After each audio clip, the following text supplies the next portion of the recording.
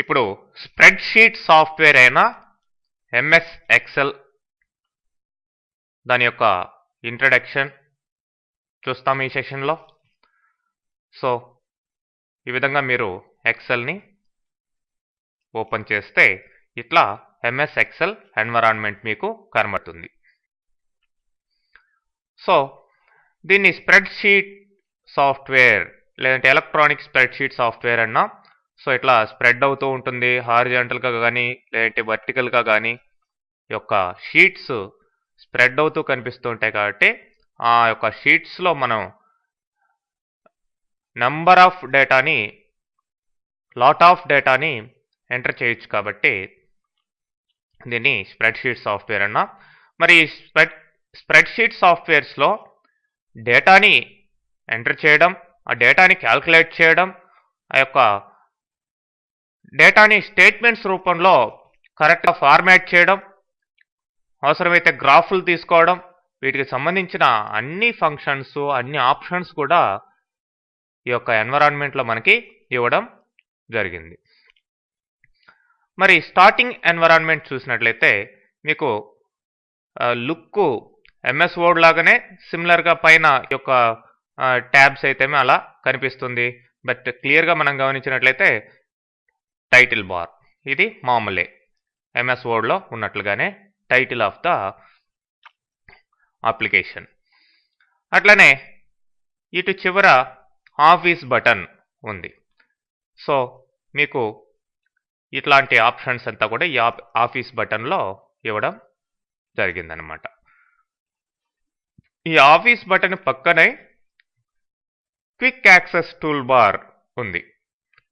So ఈ quick access tool బార్లో క్విక్గా యూజ్ చేసుకునే దానికి ఆప్షన్స్ ఇప్పుడు సేవ్ ఇట్లాంటివి అండు రీడు ఇట్లాంటివి ఇవ్వడం జరిగింది. మీరు ఎక్స్ట్రాగా కావాల్సి అనుకుంటే మీరు యాడ్ చేసుకోవచ్చు అనమాట. ఇట్లా ఏవి కావాలంటే అవి యాడ్ చేసుకోవచ్చు ఈ యాక్సెస్ టూల్ బార్కి. దాని కింద ఉన్నదే ఇది టోటల్ ఈ ప్యానల్ అంతా కలిపి మనం రిబ్బన్ అని చెప్పేసి అంటాం. ఈ రిబ్బన్లో నంబర్ ఆఫ్ ట్యాబ్స్ ఇవ్వడమైనది. ఇట్లా ట్యాబ్స్ ఉన్నాయి. ఒక్కొక్క ట్యాబ్ కింద కూడా మళ్ళీ గ్రూప్స్ ఉంటాయి. ఫర్ ఎగ్జాంపుల్ హోమ్ కింద clip board, font, alignment, number, styles ఇట్లా గ్రూప్స్ ఉన్నాయి. అట్లానే ఇన్సర్ట్ కింద number of groups, page layout కింద, ఫార్ములాస్ కింద, డేటా కింద, రివ్యూ కింద, వ్యూ కింద మీకు నెంబర్ ఆఫ్ గ్రూప్స్ ఇవ్వడమైంది. తర్వాత మీరు గమనించినట్లయితే దీన్ని ఫార్ములా బార్ అని చెప్పేసి అంటాం. అంటే మనం ఇక్కడ డేటా ఎంట్రీ చేసేటప్పుడు ఫార్ములాస్ ఏదన్నా వేస్తే ఆ యొక్క ఫార్ములా ఇక్కడ కనిపించడం జరుగుతుంది. ఓకే, ఆ ఫార్ములా యొక్క రిజల్ట్ కింద కనిపిస్తుంది, ఇక్కడ ఫార్ములా మాత్రం ఇక్కడ కనిపిస్తుంది. మరి నేమ్ బాక్స్ అని అంటాం. దీని పక్కన ఉన్నది ఇది నేమ్ బాక్స్. అంటే మనం ఎక్కడ ఉన్నామో తెలిపేది, ఆ యొక్క సెల్ యొక్క నేమ్ని లేదంటే రేంజ్ ఆఫ్ సెల్స్ యొక్క నేమ్స్ని తెలిపేదే ఈ యొక్క నేమ్ బాక్స్. ఓకే, ఎనీవే ఇక్కడ కింద చూసినట్లయితే వీటిల్ని కాలమ్స్ అని చెప్పి అంటాం. ఈ యొక్క కాలమ్స్ ఆల్ఫాబెట్స్ తోటి ఐడెంటిఫై చేయబడి ఉంటాయి. ఏబిసిడి అప్ టు జెడ్ నుంచి మళ్ళీ కంటిన్యూ అవుతూ ఉంటుంది. ఏఏ, ఏబి ఇట్లా మీరు కంట్రోల్ రైట్ యారోకి క్లిక్ చేసినట్లయితే లాస్ట్ కాలంలోకి మీరు రావడం జరిగింది. ఎక్స్ఎఫ్డి అంటే ఎక్స్ఏ, ఎక్స్బి ఇట్లా ఎక్స్ఎఫ్డి వరకు మీకు కంటిన్యూ అయి ఉన్నాయి అన్నమాట. సో టోటల్గా కాలమ్స్ మీకు 16,384 కాలమ్స్ ఉంటాయి. ఓకే, 16,384 కాలమ్స్ అన్నమాట.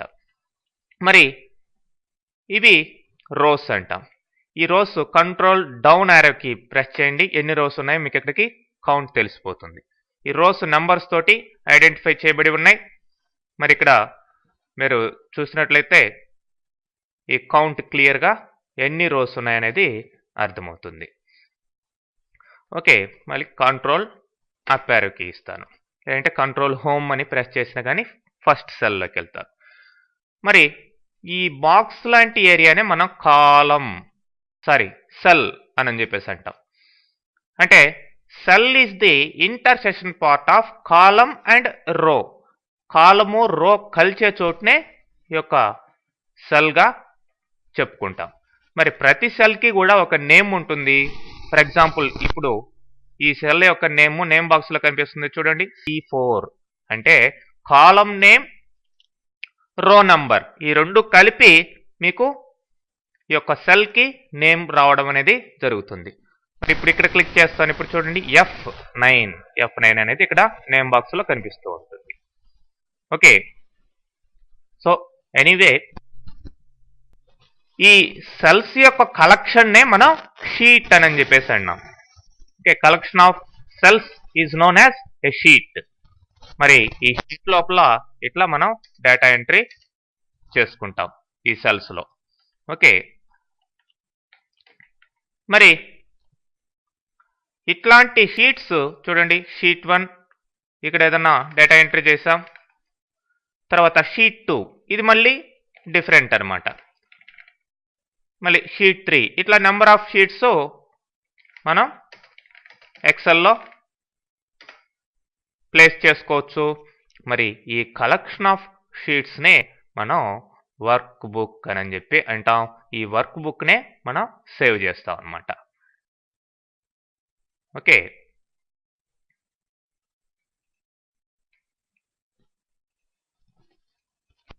ఇక్కడ ABC అనే నేమ్ ఇస్తున్నాను. సో వర్క్ బుక్ మీకు సేవ్ కావడం జరిగింది.